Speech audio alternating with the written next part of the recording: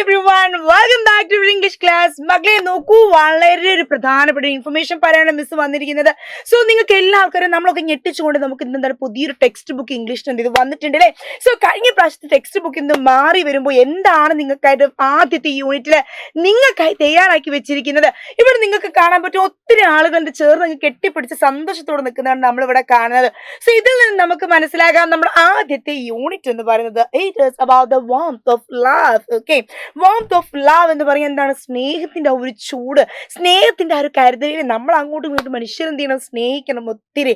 അതിന്റെ ഒരു പ്രാധാന്യം, അതിന്റെ ഇമ്പോർട്ടൻസിനെ കുറിച്ചാണ് ആദ്യത്തെ യൂണിറ്റിൽ നമ്മളെ പഠിപ്പിക്കുന്നത്. അത് എങ്ങനെ പഠിപ്പിക്കും? 3 മനോഹരമായിട്ടുള്ള പാഠം നിങ്ങൾക്കായിട്ട് എന്ത് ചെയ്തിട്ടുണ്ട്? ഇവിടെ തന്നിട്ടുണ്ട്.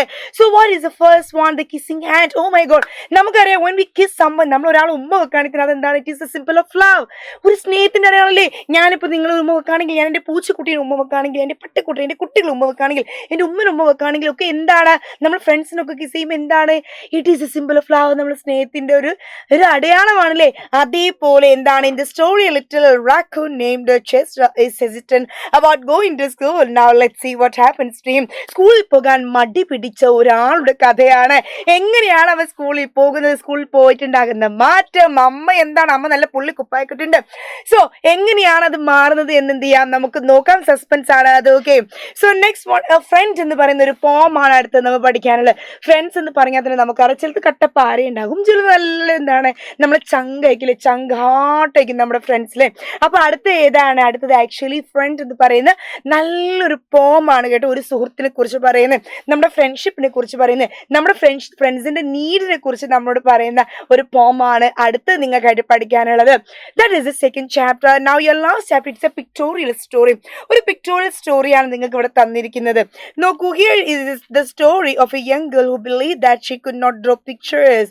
Do you really think that she can draw? അപ്പോൾ ഒരിക്കലും എനിക്കൊരു ചിത്രം വരയ്ക്കാൻ പറ്റില്ല എന്നിങ്ങനെ മനസ്സിൽ ഉറപ്പിച്ചിരിക്കുന്ന ഒരു പെൺകുട്ടിയുടെ കഥയാണ് ഇത് അടുത്തത്.